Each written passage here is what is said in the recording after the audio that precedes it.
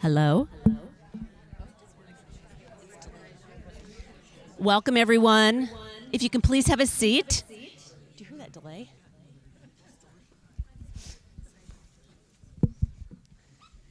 My name's Julie Peterson.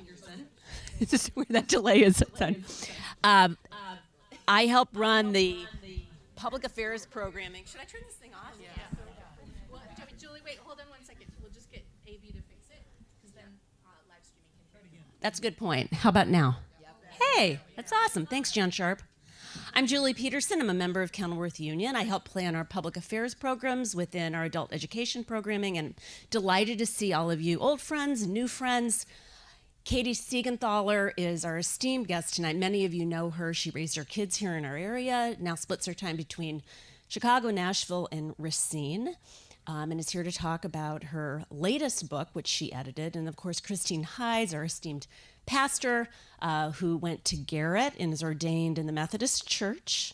And we're just eager to have you all tonight. I'm really proud of our church. These events are welcome, or you're welcome to attend any of our events. Are all free, open to the public, and meant to provide a really good, safe place for important conversations. So with that, I will turn it over. We'll have Q&A at the very end, and then hopefully you can stick around. We have the book stall and Christine here to sell some books. So thank you for coming. I'm going to clap for you. Katie, we're so delighted that you are here with us tonight to tell us about your uncle, who is Father Charles Strobel. And I'm sure many of us have read the book, but maybe not everyone has had that chance. And even if we have read the book, there's kind of nothing like hearing from you, who knew him so well, about your uncle. So would you please introduce us to your Uncle Charlie? Absolutely, I'd be thrilled to. He was one of my favorite people, and I grew up with a lot of favorite people. He was an extraordinary guy, not just because he was so much fun to be around. He was just a delight. He had a huge smile and a huge personality. If he walked in the room right now, I wish he would, you'd know it, you'd feel it, and you'd want to walk up and say hello. But I think that what made him really extraordinary and memorable to everyone he met was because he met everyone where they were. And I'm wearing a shirt, and Christina's wearing a shirt that says, "Do you know how good you are?" And it really was his favorite question to ask people. And the thing that set him apart was that he genuinely believed it. He genuinely believed that we're all poor and we're all worthy of love. He held those two things together, and he infused his entire way of being in the world with that fundamental idea, and he conveyed it to everybody he met. I was his oldest niece. I'm a priest's niece. So, and there were 12 of us. My grandmother had 4 children. My mother was the oldest, and Charles was the third. One of the things he would always say was, people, especially as he got older, and he had such an accomplished life, and all on behalf of others. And people would say, "Oh, you're a saint." And particularly, I'm a Catholic. And in Catholic circles, there was seriously conversation about, sainthood and going through that process. And he would always say, in the words of Dorothy Day, "Don't dismiss me that easily." And it was really his way of saying, anybody can do what I'm doing. And I have to say, he came from an extraordinary family, but my mother and my uncle didn't have that much in common. And I say that with great love.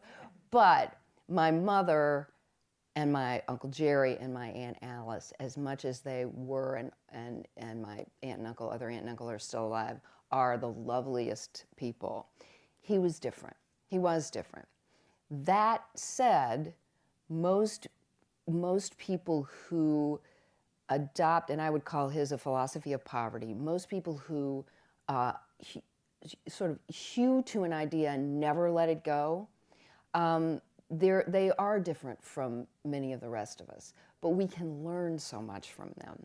And I think at the end of his life, that's really what writing this book was all about for him. And I'm just going to briefly read. By the way, the foreword is by Ann Patchett, who was a good friend of his, and who encouraged him always to write his memoirs. She said, they're not making any more Charlie Strobels. You got to tell us how you do this. And at the very, very end, and I'll tell you a little bit more about that later, about being part of that experience, but at the very end, he relented. And this was the first thing he wrote. It's his prologue. It's very short, and I think it'll give you a good sense of him. So if you don't mind, I'm going to read it to you. Why I Was Born. Mark Twain, the great American folk hero and writer, has said the two most important days of your life are the day you are born and the day you find out why. The following pages help explain why I was born. They include stories of growing up and the world I lived in that capture events, personalities, and experiences that shape my life's work. This is not meant to be a complete explanation of how difficult it was to live in a time full of painful memories when racism and violence were common. It is not meant to be that. It is a snapshot, a portrait, if you will, of a simple life, one that evolved through reflection on the Sermon on the Mount, which is introduced by the Beatitudes and the moral framework within which I have tried to live my life. I believe every one of us has what I call Beatitude moments, totally unexpected, grace-filled experiences when one is filled with love. We remember them as divine gifts from above, not simply memories. We are humbled when we receive such moments, such gifts, and we want to share them with people who understand. This is why I have written this book, to share my Beatitude moments with you, those blessings that cannot be proven and need not be argued about. A Beatitude moment is a grace-filled point and place in time that stays with you forever and is meant to be shared. Before I even knew what the Beatitudes were, I experienced them as a small child who lived among the poor and the meek. Let me tell you about them. Let me tell you as well about how I came to understand the Beatitudes as a framework for living. Let me tell you why the Beatitudes continue to live in our midst. And let me tell you about the people who gave me a passion for loving the poor in body and spirit. We are all poor, and we are all worthy of love. This is the heart of my simple stories, each one a story of God. Yeah, and I love how the Beatitudes frame this, and I definitely want to get into that. But as we talked on the phone on Friday, you remarked to me, you said, well, the book is titled The Kingdom of the Poor. And we are in the North Shore, which might be described differently. So how is this book relevant for the North Shore? So he really did believe in that concept of the poor in spirit. He really did. He did not divide people into economic categories. Even though he was, first of all, just to make sure for any of you who are not aware, he was born and raised in Nashville, Tennessee. That comment about racism, he was born in 1943 into an apartheid society. And he became aware of it, and I actually will read a little bit of that to you later, but he became aware of injustice at an extremely young age. But he also grew up in what I think he later came to realize was this little bubble in North Nashville, Tennessee, where, as he would say later, the poor worked for the poor cared for the poor loved the poor. And he came to believe that this world in which he was raised and grew up was something of a nirvana, a place apart. And he would have, I think, now called that the first kingdom of the poor he ever experienced. And he spent the rest of his life trying to make every environment he was in reminiscent of that place and time, where poverty was not something that you were ashamed of, something to look down on, poverty was part of who you were. And if you really understood the Gospels, if you really understood the Beatitudes, it was part of everybody's experience. So I think that, again, I so wish he were here, but if he were, and he were here in this church, in one of the wealthiest communities, not just in the Chicago area, but in the country, he would feel right at home. And he would look at each one of you and he would understand you all have a story, and that you've had horrible things happen in your life and you've had marvelous things happen in your life, and that you were all born, as he would say, blood red, naked, and completely dependent on your mother, your father, for love and nourishment and support. And I think that is where this idea that's where we all begin, and we're also all, as he would say, we're on this earth to get ready to die. And that's the beginning and that's the end. And here in the middle is where we find one another and we love one another and we take care of one another, and it really doesn't matter where we grew up or where we're from or how much we have or how much we supposedly don't have. We're all the same, and we're all worthy of love. So that was him. Yeah, so what I appreciate about that is, that there's this idea that we have our humanity and this kind of poverty in common, and yet his ministry was very much with the materially poor. So do you want to introduce A Room at the Inn a little bit and tell the story of how that came to be? So, Room in the Inn is a continuum of care for the unhoused. It was founded in Nashville. It is now, it's a model for care for the unhoused and the disenfranchised. And it has been replicated in about 35 cities. The campus, the Room in the Inn campus, is in one of the poorest areas in downtown Nashville, for easy access for anybody who needs those services. And it started, he would say, it started with a peanut butter sandwich. So when my grandmother was raising him and my mother in North Nashville, she was hilarious and she was generous and she never met a stranger. And it was said that there was a mark on the little house they lived in on 7th Avenue North that was the mark of the hobo, right? So back then, the homeless were hobos. And they knew those places where if they went to the door and knocked on the door, they were going to get some care, whether it was a sandwich or whether it was, some socks, whatever the case might be. And she was a horrible cook. She slapped together peanut butter and jelly sandwiches. That's what she did. Somebody would knock on the door, she'd slap it together. She'd say, "Honey, I love you. Come on back soon when you need another sandwich." And she'd hand it out the door and off they would go. And so he knew how to make a peanut butter sandwich, and in his head, that was what you did. So he was the pastor of a parish in Nashville called Holy Name, which was a poor parish. And the city had decided that they were going to sweep in and get all of the tent encampments that were under the bridges near the Cumberland River. We're going to get rid of them. And so all of these people came up from the river. It was the bitter cold. It was the winter of 1986, and they were trying to find places where they might be welcomed, where they could just sort of hunker down in their cars or hunker down in tents or whatever they had. And he looked out one night and he saw these people in his parking lot, and he had a Scarlett O'Hara moment where through his mind ran all the reasons he shouldn't open the doors and let these people just come into the rectory. And he said, "I'll worry about that tomorrow." And he opened the doors, and they came in, and he slapped together those peanut butter and jelly sandwiches, and he knew that the night he opened those doors, he knew he'd never close them.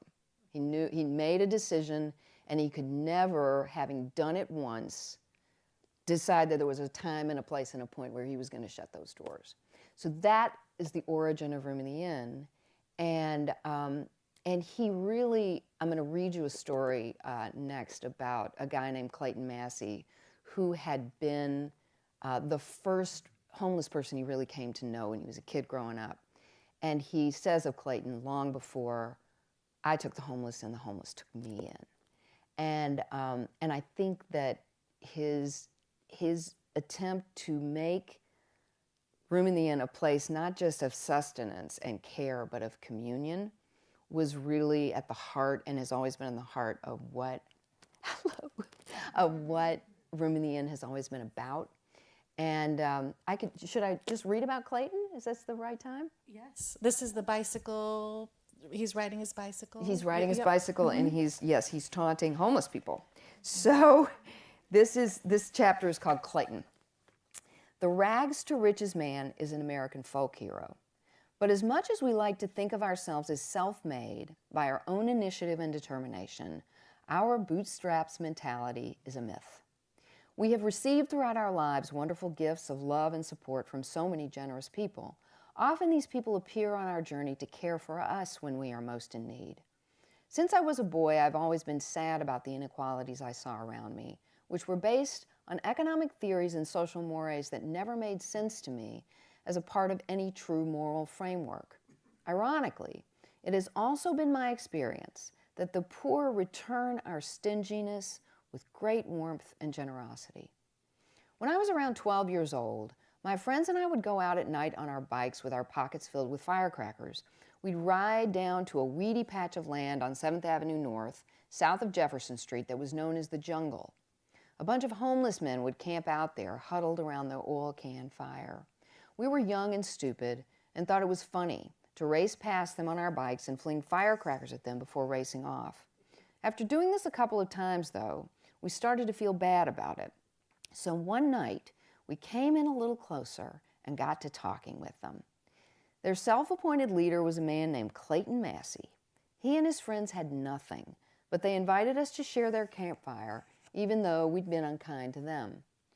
While they mixed their formula of upper tin, which is soda, and Soilox, which is fertilizer, they told us their stories full of life and love and laughter, but also tragedy and grief, broken promises, forgotten dreams, and lost hopes. I became attached to them and kept coming back. They always treated me kindly as their younger brother or son. Long before I ever took the homeless in, they took me in and taught me how I should treat everyone, how I should be kind to everyone. And then this is, and we'll talk about this, he wrote little beatitude moments for every chapter. So this is the beatitude moment. Blessed are those who provide hospitality, for they shall know God's love. And then we followed this up with an editor's note that I think you'll enjoy. Charles once described Clayton to his niece as, quote, an old banty rooster kind of a fella, and recalled Clayton saying, I'm an Irish Catholic, and I'd be in the major leagues today if I hadn't gotten shot in the legs when I was in the Marines. Charlie said he learned a lot about hospitality, not just from Clayton, but from the way others treated Clayton. Charles shared with her these two stories several years before he died. One of them involves Father Dan Richardson, the pastor of the Assumption and a huge influence in his life. Most of the cops in North Nashville were good guys, but there was this one sergeant with a mean streak. I remember one day Clayton and a couple of other homeless men were just hanging out on 7th Avenue North, and here came this sergeant, and he started kicking them and hitting them with a billy club. He stood over Clayton and yelled, Massey, get up! Clayton couldn't get up. So the sergeant picked him up and threw him in the paddy wagon, and his head slammed against the back wall. I can hear and feel his head slamming against that back wall to this day. There was no reason for it. I never forgot it. I also remember Father Dan hearing confessions before midnight mass on Christmas Eve one year. Clayton was in the back of the church hustling people as they came in. He had a big old hat, and he laid it down somewhere. Then he panhandled enough to get himself through the night. Oh, Nancy. No. He panhandled enough to get himself through the night and wanted to leave, but he couldn't find his hat. He started walking around the church yelling, Where's my hat? Where's my goddamn hat? People were deeply offended by the way Clayton was disrupting the solemnity of the church, but nobody knew what to do. Finally, Father Dan exploded out of the confessional and bellowed, "Somebody find Clayton's goddamn hat!" So again, right? And I think this is my uncle in a nutshell. It's all about perspective, right? I mean, are you going to, is everybody you know somebody who you approach with this attitude that they are, as you are, poor and worthy of love? Or are you going to distance yourself? Are you going to be offended by the homeless person? Or are you going to turn to the person next to you and say, we got to help this guy out. What can we do, right? I mean, I think it's a choice that we get to make. And we can make it in the smallest of ways, or we can make it in large ways. And I think one of the other really fabulous things about his story and about his book, and I will tell you, I was telling Christine this is the first time I have talked about this book in a church with a congregation. And one of the things about Room in the Inn it is built on congregations offering care overnight to homeless people during the months of November through April. And he believed that at their very best, communities built of people of faith are the best communities, the strongest communities. He grew up that way, and he believed that there is a place for that in our world, and that individuals can only do so much. Community, things happen better when they happen in community. So that's another aspect of Room in the Inn, the congregational piece of it. Yeah. Well, and you brought up Father Dan, and you also brought up church communities. So one of the guiding scriptures, the two guiding scriptures of this congregation is Jesus' greatest commandment, love God and love neighbor. Which, if I'm remembering correctly, was part of Father Dan's funeral homilies. Am I correct? Do you want to say a little bit more about that? And that's exactly right. You're exactly right. And I think also maybe your uncle, when he, if you would tell about when he visited Father Dan and became, his pastor in his final moments. Oh, you're killing me. You're killing me. No, this is one of the. Thank you. This is one of the sweetest parts of the book, and this is called The Pastor. There's a chapter called Father Dan, and then there's a chapter called The Pastor. So my mother and my Uncle Charles's father, my grandfather, died. My mother was 8. My Uncle Charles was 4. And he has very, very tender and slight memories of him that are also part of this book. But this extraordinarily gregarious and garrulous Irish pastor, young man at the time, Father Dan Richardson, stepped in for this family as a father figure. And it was really Father Dan's example that crystallized for my uncle that he wanted to be a Catholic priest, that he wanted to enter ministry. And one of the things that I heard all my life is that Father Dan, when someone died, and this again was a poor parish and an older parish, so a lot of funerals, and my uncle and my Uncle Jerry would serve as his acolytes for a lot of these, and he preached the same sermon every single time. And the words that resounded were, "We're on this earth to get ready to die." And my uncle said every time I heard him say it, I would tear up. It was so moving. It was so simple, and it was so true. And again, it was such an equalizer, right? That no matter who we are, what we have, what our hardships have been in life, this is why we're here. And so he would. I'll give you a little bit of the way in which that played out when he died, when it was time for Father Dan to die. One day, Father Dan's own time came to return to God. In June of 1995, I got a call from his caregiver, Martha, who told me he might not make it through the night. If you want to see him, this is the best time to come. He was lying in bed when I arrived. I pulled up a chair to be as close to him as I could. I leaned in and said, Father Dan, this is Charles. I hope you can hear me. I'm here to do two things. First, I want to tell you how much you have meant to me and to thank you for helping Mama take care of us. You were like a father to me after my own father died. Second, I am here to be your priest. Then I began, Father Dan, soon you will face God, and God's going to ask you two questions. Dan, did you love me? Dan, did you love your neighbor? We know that you can say without hesitation, yes, Lord, you know I loved you. You know I love my neighbor. I'm so sorry. And then you can hear God say, well done, good and faithful servant. Enter now into the joy of the Lord. Up to that point, I wasn't sure if he was alert enough to hear me. But when I said, well done, good and faithful servant, enter now into the joy of the Lord, I saw one tear roll down his cheek, and I knew he had heard everything. It is one of my greatest memories. And the reason that makes me cry is because I knew Father Dan, and I knew how much he had meant. I heard my whole life how much he had meant to my mother and to my uncles and my Aunt Alice. And I also knew that that Father Dan was the person who really started it all. My grandmother did to such a great degree, but it was Father Dan Richardson who had started life as a stockbroker and who had he was an extremely intelligent man and could have had a brilliant career as a stockbroker. And he made a different choice.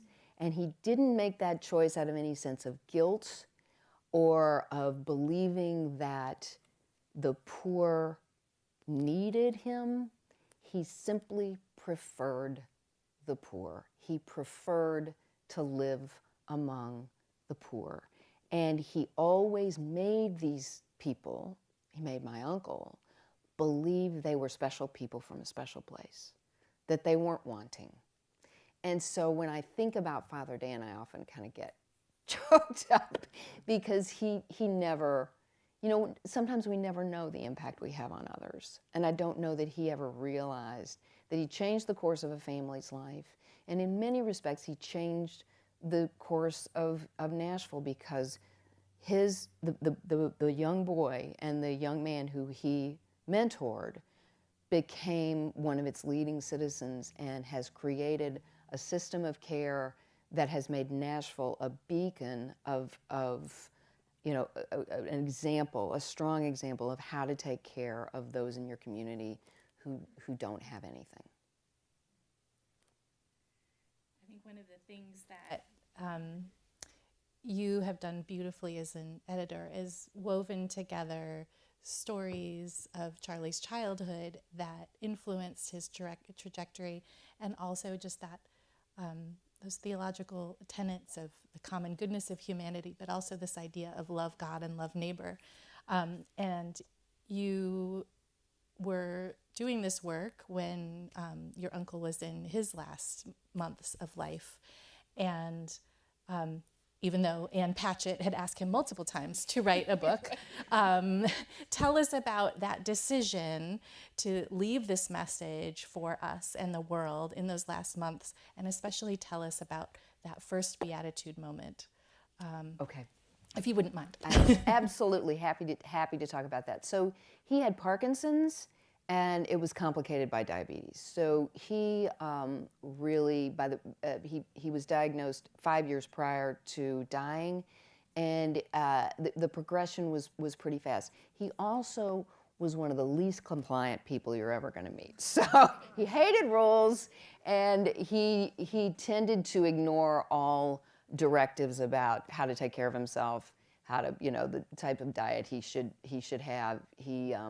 He swore by milkshakes and real Coke. And so anyway, all that is to say, by early in 2023, it was clear that he was in the last months of his life. And he was agitated. And I'd never seen him this way. And part of it was, he had a contemplative soul, but he had an extrovert's heart. And I never really appreciated the extent to which he really did feed off of other people. And he was kind of trapped in a wonderful assisted living facility, but he couldn't really get out anymore.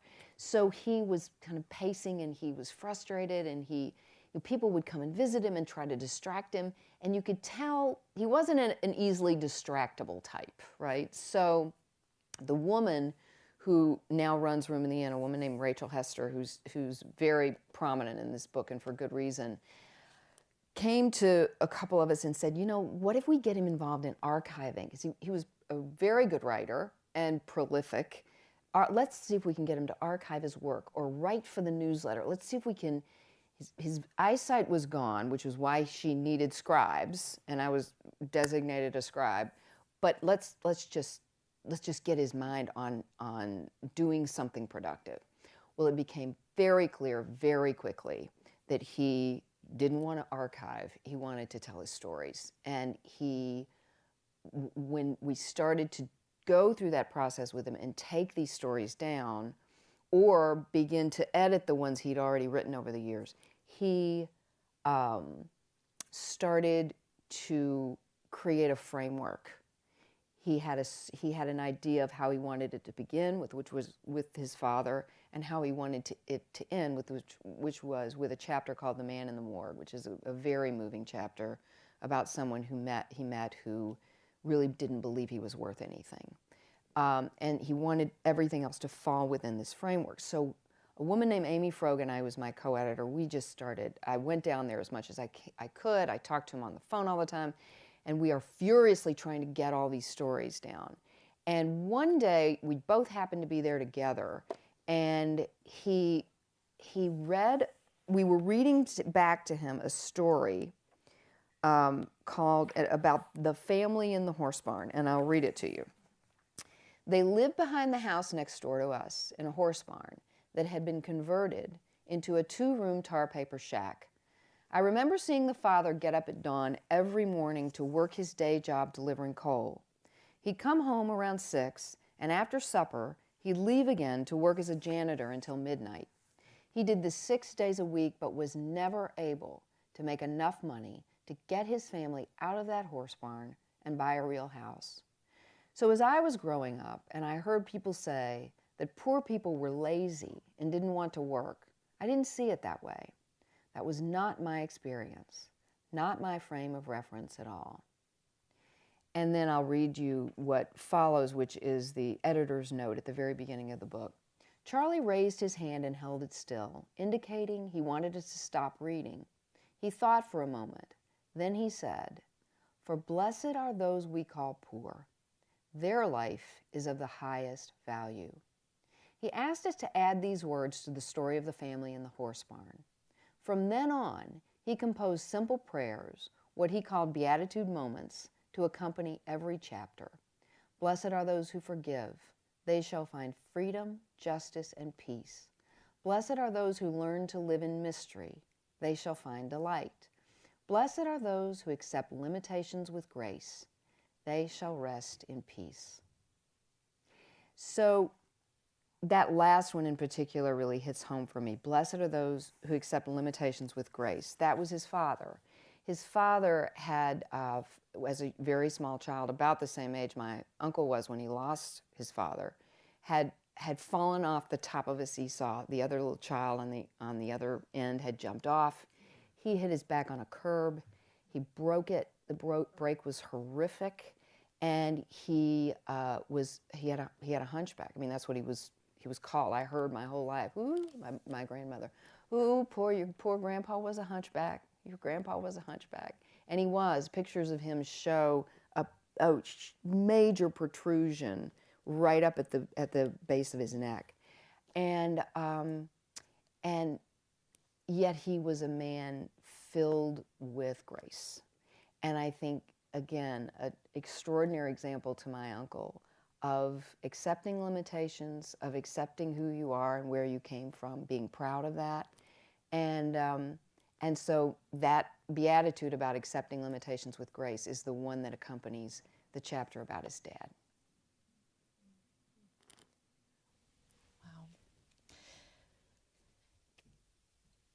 And so, yeah, his dad had a hard life. He lost his dad early. He also lost his mother right at the time that a room at the inn, room in the inn, was being founded.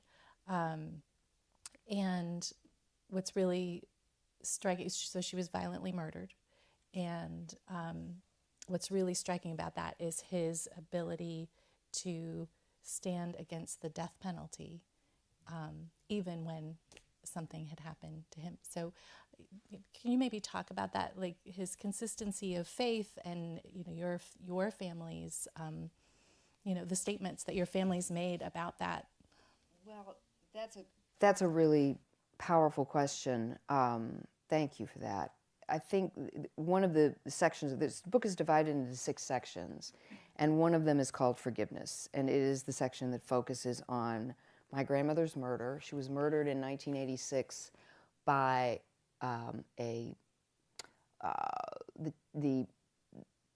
specific brand of serial killer called a spree killer, someone who kind of Bonnie and Clyde style just goes on a killing rampage for reasons, in this case, really known only to this man. His name was William Scott Day.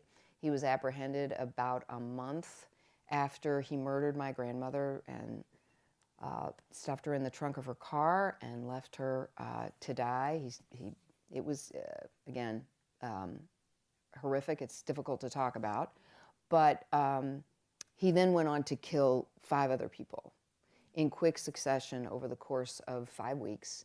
He was apprehended in Texas, and for reasons that have a lot to do with extradition laws and the fact that his first murder was committed in Nashville, he was brought back to Nashville to stand trial. And one of the things that I can quote verbatim, because I'll never forget it when I heard it at my grandmother's funeral, he gave the eulogy, and he stood up and he said, we are not, and this is before anybody knew what had happened to her, we are not angry or vengeful, just deeply hurt. And you and so many others have helped to ease our pain. We know the answers are not easy or clear, but we still believe in the miracle of forgiveness and extend our arms in that embrace. So that was what he said 3 days after the murder, after the body was found. And then 5 weeks after that, the killer had a name and a face and a motive or a complete lack thereof, right? It was no reason for it whatsoever. He had initially approached her to steal her car, and he kidnapped her instead, and then he couldn't figure out what to do with her. So it crushed him. It crushed us all, but he was the one among her 4 children who did not have a family of his own. And he would later say the homeless saved his life. They needed him like we needed my mother, all the rest of the 3 siblings had families counting on them, and also families they could lean on in their darkest hours. Those people for him became the homeless. And the consistency, I will tell you that I am still working out how I feel about this crime. But I will tell you that being able, and this is where, his preternatural ability to love anybody, he said unequivocally, William Scott Day is a child of God. And his ability to do that opened up the opportunity for those of us who, I won't say that I never would have come to that on my own. I hope I would have. But it made a place for me to not get eaten alive by hate. it allowed me in my own life to put him aside and not get eaten alive. And I think that was the consistency of his message. He represented his entire family in asking that the state of Tennessee not put William Scott Day to death. He was eligible for the death penalty. The state's attorney's office did not listen. They were sympathetic, but they put him on trial he confessed to the crime. They decided to have a jury determine whether he should be sentenced to death or not, and it was the jury that was deadlocked and did not ultimately sentence Day to death, and Day died in a state penitentiary in Tennessee in 2005. So, and from that point on, and so the interesting thing, so from that point on, Charlie Strobel ministered to the imprisoned and to those on death row. And yet he never once spoke to or met William Scott Day. And the reason, I have another relative of mine on my dad's side, was a broadcast journalist who did interview Day multiple times. And he came to my uncle and said, "Charlie, do not go," because my uncle wanted to go minister to him and talk to him. And he said, "This is different. Day is a sociopath. He will tell you anything that he can to get what he wants from you and to get to you. And you'll never know whether it's true or not.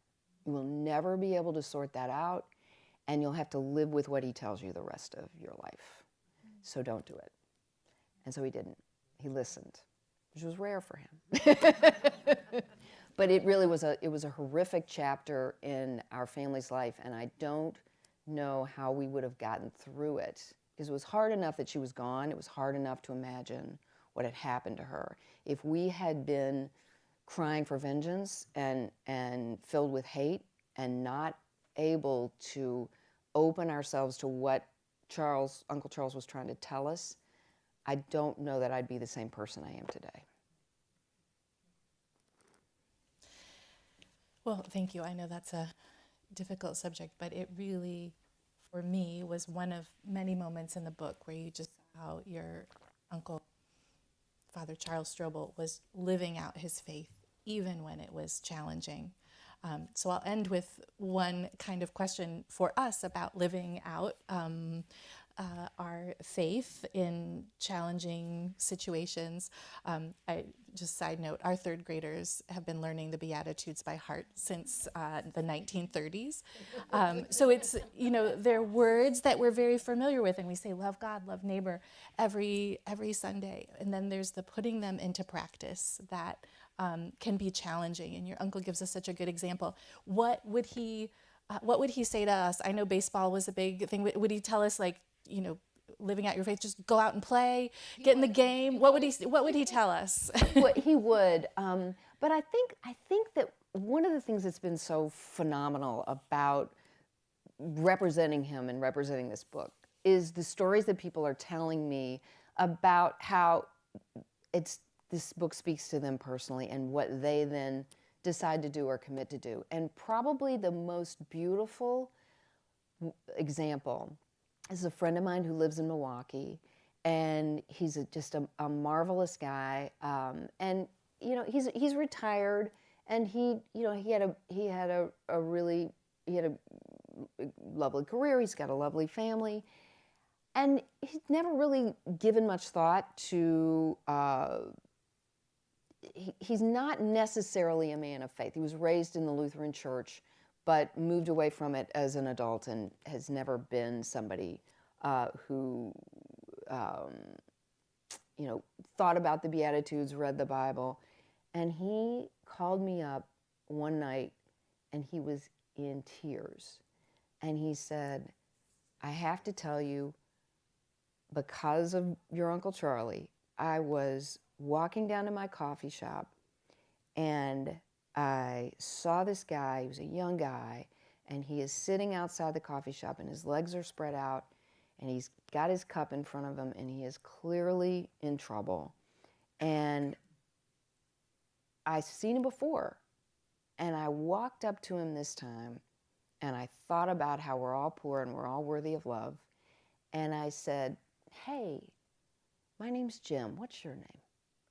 And he said, he looked up at me and he said, my name's Joe. And he said, Joe, you know, you doing all right out here? You okay? You need anything? And he said, yeah, I'm doing all right. Thanks for asking. And he said, I'm going in to get a cup of coffee. You want a cup of coffee? And he said, yeah, I'd like a cup of coffee. So he walked in to the coffee shop, and another guy was coming out. And he said, hey, I just want to let you know, there's a guy outside, and he's sitting against the building, and his name is Joe. Just so you know, his name is Joe. And he walked in, and he got the coffee. He gave the coffee to him. He said, Joe, I hope you have a good day, and he moved on. And for Joe, that was an opportunity to be seen as a human being. But for Jim, it was an opportunity to understand what humanity is all about. He didn't drop a 20 in the cup. He didn't make a donation to a shelter, all of which, by the way, are perfectly wonderful options. But in him, what grabbed him and what he needed to do in that moment was make a connection to somebody who he otherwise would never, ever speak to, and let him know, I see you, and my name's Jim, and I want to know who you are. And that was enough. If my Uncle Charles were here, he'd say, Jim, do you know how good you are? That is enough. You don't have to do that every day. You don't have to, you know, spin that into some sort of volunteer, commitment after, every Thursday afternoon. You can, and certainly those are wonderful things to do. But it's enough to just be moved by another human being enough to reach out and say, hi, I'm Katie, I'm Christine. Who are you, and are you okay? And that, to me, because it was just so small a thing and so great a thing, that may be the story that moves me the most. And I think it would move him too. And this is a man who has probably, in the course of his lifetime, probably provided shelter to tens of thousands of people and changed their lives and got them into, supportive housing. And yet that, to him, would have brought tears to his eyes to hear about Jim and Joe. Thank you. Well, I want to make sure that other people have a chance to ask you questions. We'll repeat them so the people watching on Livestream can hear. I don't know, is Julie still here? Okay. If you do you have the microphone? Or yeah, either way. Yeah. I have a question. What's been the biggest surprise in this big book tour you've been on? So the biggest surprise in this book gosh. tour. The biggest surprise is probably how much his message is resonating. I really, when you grow up with somebody like him, the surprise is always when somebody comes up and says, your uncle changed my life, or he meant something really special to me too, or the biggest surprise here, I think the thing that all of us worried about are people really going to know him through this? Will they really understand what he's all about? And every question I've gotten, it was just like Jim. I mean, Jim did it, right? I mean, it's a marvel to me that people get it. And it really does reinforce that we can and will do better.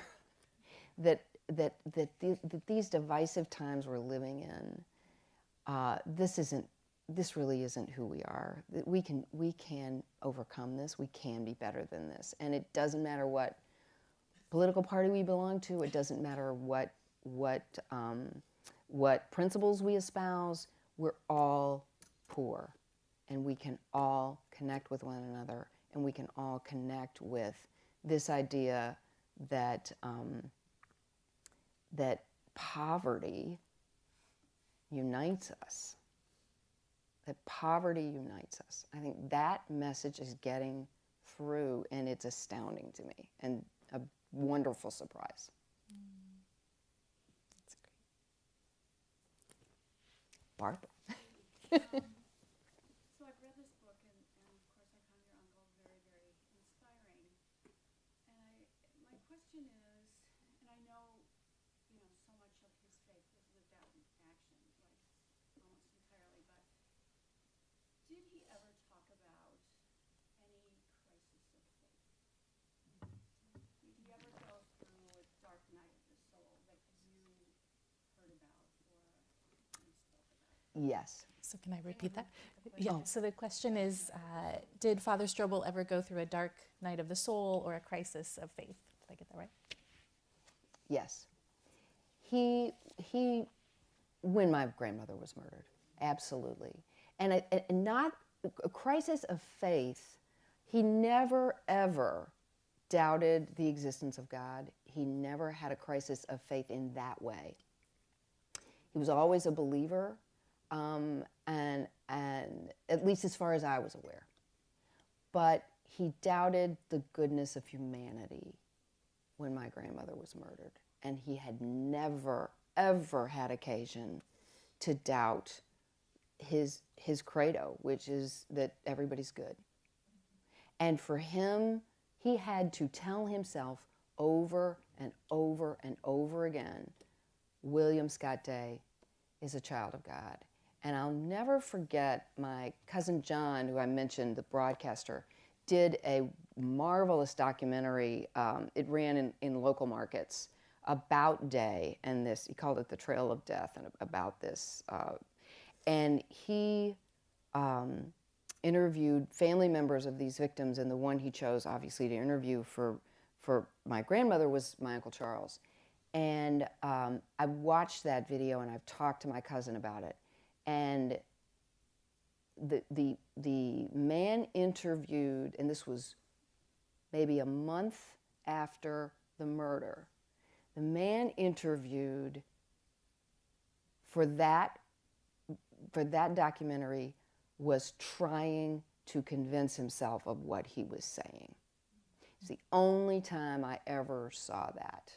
He was trying to convince himself, and he was having a hard time. And what he did was the things that he was saying came out as almost like a chant or prayer. Whereas the other family members they just poured out their grief. He felt the need to live out what he believed, and so he couldn't be himself. He couldn't pour that grief out. He had to keep it together, and he had to say the things he knew he had to say, even though you could tell he didn't feel them. Mm-hmm. And I think that was absolutely the hardest point in his life, the lowest point in his life. Thank you.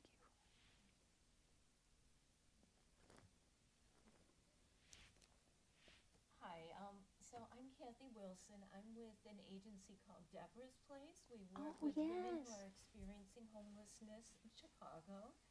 We're very grateful because Kenilworth Union Church supports our work. And thank you for this book. I love the way that he leads with love in everything he does.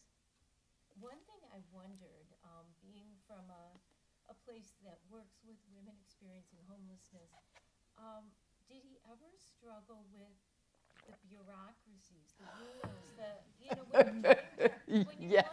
all you want to do is help people, and you have a million different rules and guidelines and everything changes. Was that ever, how did he deal with it? Yes, you are speaking as someone who knows. Yes, he didn't get angry very often. Bureaucracy drove him nuts. Oh, we need to repeat the question. Right. So the Yes. question was, did he? No, that's okay. Did he ever struggle with the bureaucracy of Right. trying to help the homeless in his Yes. work? Yes, he did. He believed there were answers, there were easy solutions if we just put our minds to it, and we should do it. And the best example of that is it took him a long time to do it, but he was able to successfully convince the city to stop criminalizing the homeless who were sleeping outdoors and to bring them to room in the inn instead. And the thing that it was like, the clouds parted and they realized they didn't have to book these people. They didn't have to, show up in court for some hearing that the person was probably not going to show up for anyway.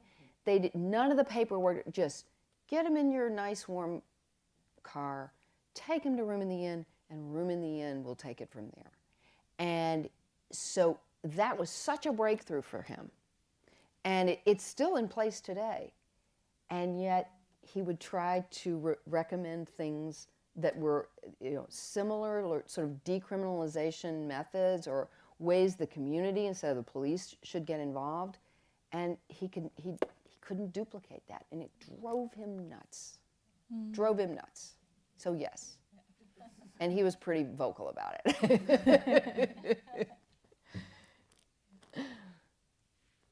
Did you? Yeah. It appears your uncle preferred not to wear the Roman collar. Preferred, yes. He did. Do you know why? Let me. Yeah. So he. Tell us about your uncle's choice of collar or no. He was a guy who really didn't stand on ceremony, and he didn't appreciate rules. He did what he had to do when he had to do it, but if he could get away with it, he didn't like he believed, and this is why he so loved the Beatitudes, he believed that rules are just a wonderful, wonderful way to make us feel bad about ourselves. There's the to-dos and there's the don'ts, and you're always in danger of breaking a rule, and then you feel awful. And he didn't see the point. So when he had to wear the Roman collar, he did. He did take various leaves of absence, too, from the priesthood. Again, the Catholic hierarchy in Nashville wanted him to continue to serve in parishes. He wanted to do room in the inn. Very amicably, they decided that maybe if he wasn't going to do it their way, he would not necessarily. He could resign from those priestly responsibilities of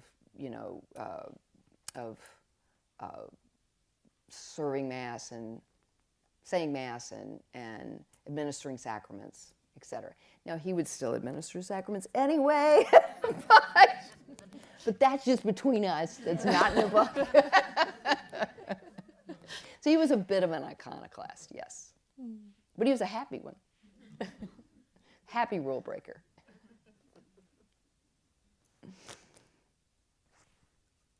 The other thing I have to say, the man loved baseball. He absolutely loved baseball. And are we about at time?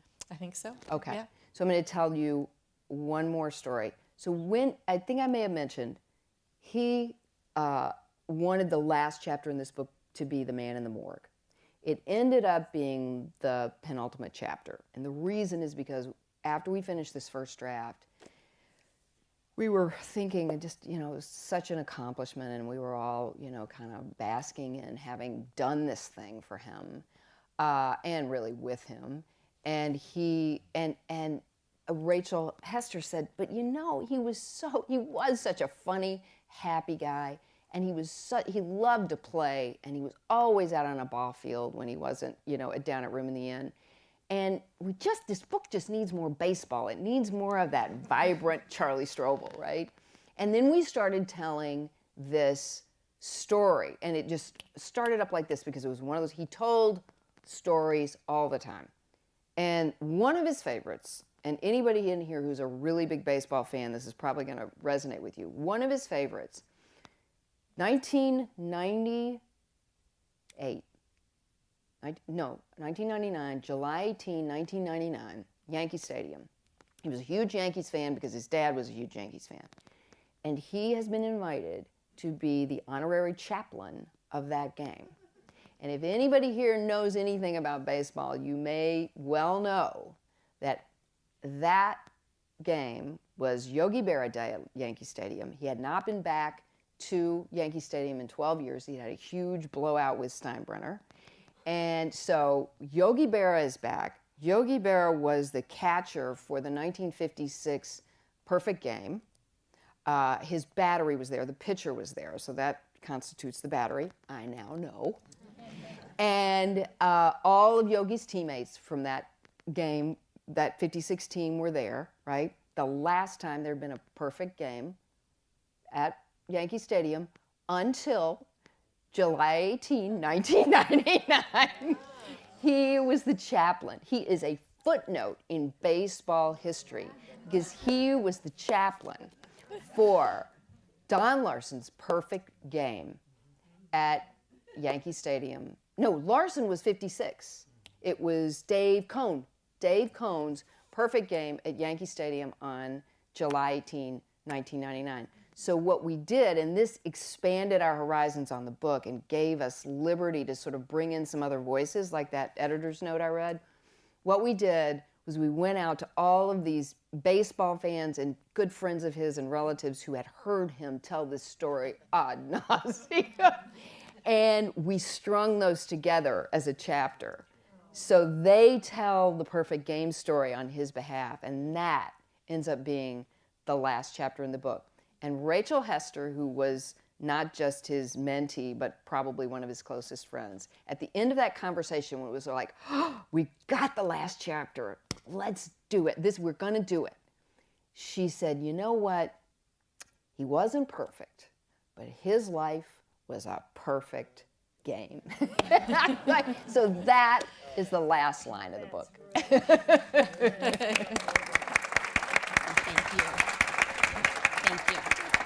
Thank you, Katie. Thank you, Christine. Thank you to all of you for coming tonight. Please stick around and buy a book, talk with us, have a cookie and some coffee. Thank you for coming. And I will sign them if you want me to. Again, I'm the editor. I'm not the author. But if you want me to sign it, I will. So I'll sit over there too. Thank you. Thank you.